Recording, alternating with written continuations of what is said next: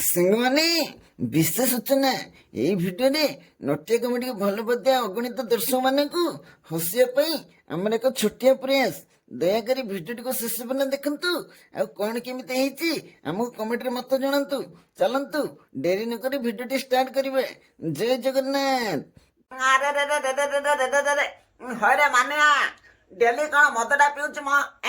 ମଦ ତୁ ପିଉନା ରେ ବାପା, ମଦ ତତେ ପିଇ ଦଉଛି। ଆଉ ତତେ ପରା ସବୁ ଲୋକ ମନା କରୁଛନ୍ତି ମଦ ନ ପିଇବା ପାଇଁ।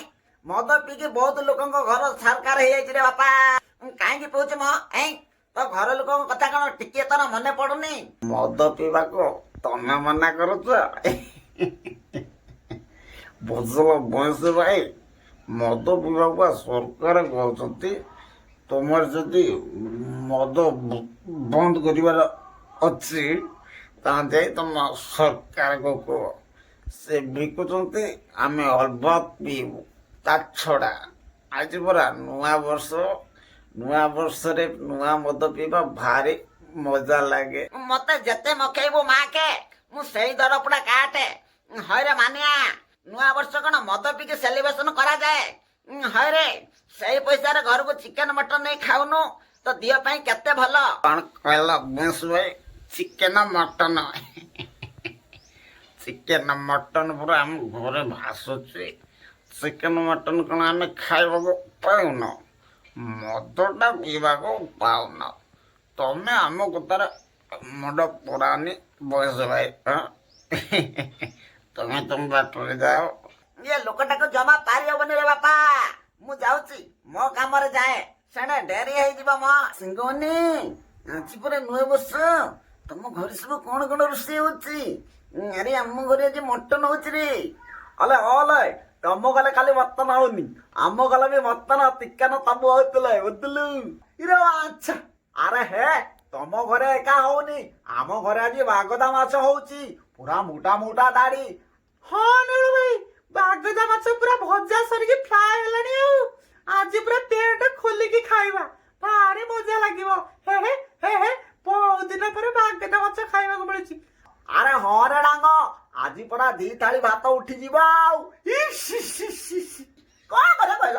ମାଳତୀ ନଟିଆ କୁଆଡେ ଗଲା? ନିଶ୍ଚୟ ସେ ଟୁକା କୁଆଡେ ବୁଲେଇ ଯାଇଥିବ। ଆଉ ନୂଆ ବର୍ଷର ପିଠି କୁଣ୍ଡେଇ ହଉଛି, ରୁହ ତା କଥା ବୁଝୁଛି ଏଇ ସାଙ୍ଗେ। ବାପା ଆଜି ପରା ନୂଆ ବର୍ଷ, ସବୁବେଳେ ତ ମତେ ବାଡୁଛ। ଆଜି ନୂଆ ବର୍ଷ ନ ବାଡେଇଲେ ହୁଅନ୍ତାନି? ହଇରେ ଚୁପ ଚାପ ଘରେ ବସେ। ଆଜି ଯଦି କୁଆଡେ ଯାଇଥିବୁ ତାହେଲେ ମୋ ହାତକୁ ତ ପିଠି, ବୁଝିଲୁ। କୁଆଡେ ବୁଲିବାକୁ ଛାଡିବନି? ସବୁବେଳେ କହିବ ଖାଲି ଘରେ ରହୁ। ସତ ତମ କଥାବାର୍ତ୍ତା ଠିକ ନାହିଁ। ହେଲା ଅନି, ଆଜି ନୂଆ ଗଲାଛ, ଆଜି ଲୁଚେ ଗଛ ତଇଲାନି, ଆତ କଣ ଦିଟା ଖାଇଦବ। ଇଲ ହେଇଲ, ମୁଁ ଏ ନୂଆ ବର୍ଷ ପାଳେ ନା, ଆମ ନବ ବର୍ଷ ପରା ପଣା ସଂକ୍ରାନ୍ତି। ତମେ ମାନେ କି ଇଂରାଜୀ ନୂଆ ବର୍ଷ ପାଳୁଛ? ମୁଁ ଏ ନୂଆ ବର୍ଷ ପାଳେ ନା। ହାଲାନି ଜମା ଲାଗନି। ଇଲ ହେଇଲ, ମୁଁ ନ ଖାଇଲି କଣ ହେଲା, ତମେ ମାନେ ସମସ୍ତେ ଖାଅ, ମୋ କଥା ଚିନ୍ତା କରନି। ଶଙ୍କରା ଭାଇ ଘରୁ ବଢିଆ ବାସନା ଆସୁଛି ରେ। ଆଜିକାଲି ନୂଆ ବର୍ଷ ଭଲ ଚିକେନ ମଟନ ହେଇଥିବ ରେ। ଆମ ଘରେ ଇଲିଶ କୁଆ ହେଇଛି, ସେଗୁଡାକ କିଏ ଖାଇବ? ସେଗୁଡାକ ମୁଁ ଖାଇବି ନାହିଁ। ଯାଉଛି ତାଙ୍କ ଘରେ ଆରେ ଟିକେ ବୁଲି ଆସେ, କାଳେ ଡାକିବେ, ପେଟେ ଖାଇ ଦେଇକି ଯିବୁ ରେ, ଭାରି ମଜା ଲାଗିବ। ହେରେ ଶଙ୍କରା ଭାଇ, ତମ ଘରେ ଆଜି କଣ ରୋଷେଇ ହଉଛି କି ରେ? ଭାରି ଜୋର ବାସନା କରୁଛି, ମତେ ପୁରା ଏଇ ବାସନା ପୁରା ଟାଣିକି ନେଇ ଆସିଲା ରେ। ହଲେ ହିମା କୁଆଡେ ଆଇଛୁ? ଆମ ଗଲା ବି କେତେ ଲୋତେ ଅଟ ହେଇନାହିଁ, ତମ ଗଲେକୁ ଯା ଖାଇବୁ। ଜେଜେ ଜମା ରାଗନି। ଘରକୁ ଆସିଥିବା ଅତିଥିଙ୍କୁ ଖାଲି ହାତରେ ଫେରିବା କଥା ନୁହେଁ। ଭୀମା ଯେ ତମେ ସେଠି ପତ୍ର ପକେଇ ବସ, ତମକୁ ମୁଁ ପରସି ଦଉଛି ଖାଇବ। ନଟିଆ ଭଲ କଥା ପଦେ କହିଛି ରେ। ହେଲେ ନଟିଆ, ମତେ ଭାରି ଜୋରେ ଭୋକ ଲାଗିଲାଣି, ମୁଁ ଏଇଠି ପତର ପକେଇ ବସୁଛି, ମୋ ନାଗି କଣ ଦିଟା ନେଇ ଆସେ, ମୁଁ ଖାଇଦେଇ ଛେଳେ ପାଳକୁ ଯିବି ରେ। ପ୍ରବଳ କାମ ମୋର। ସାଙ୍ଗମାନେ ଆମର ଏଇ ଭିଡିଓଟି ଆପଣ ମାନଙ୍କୁ କେମିତି ଲାଗିଲା? ଯଦି ଭଲ ଲାଗିଲା ଭିଡିଓକୁ ଲାଇକ୍ ସେୟାର ସବସ୍କ୍ରାଇବ କର। ମୋ ତରଫରୁ ଆପଣ ମାନଙ୍କୁ ନୂଆ ବର୍ଷର ଅନେକ ଅନେକ ଶୁଭେଚ୍ଛା, ଅଭିନନ୍ଦନ। ଅଲେ ଆମ ପଲିବାଲ ତେଲ ପଲୁ ଆପଣ ମାନେ ତମନ୍ତକୁ 2026 ଅନେକ ଅନେକ ଶୁଭେଚ୍ଛା, ଅଭିନନ୍ଦନ। ଆମ ବିଦ୍ୟୁତି କଣ କେମିତି ଲାଗିଲା କମେଣ୍ଟ ମତେ ଦେବାକୁ ଭୁଲିବେନି। ଆଉ ଲଇଲୁ, ଜୟ ଜଗନ୍ନାଥ।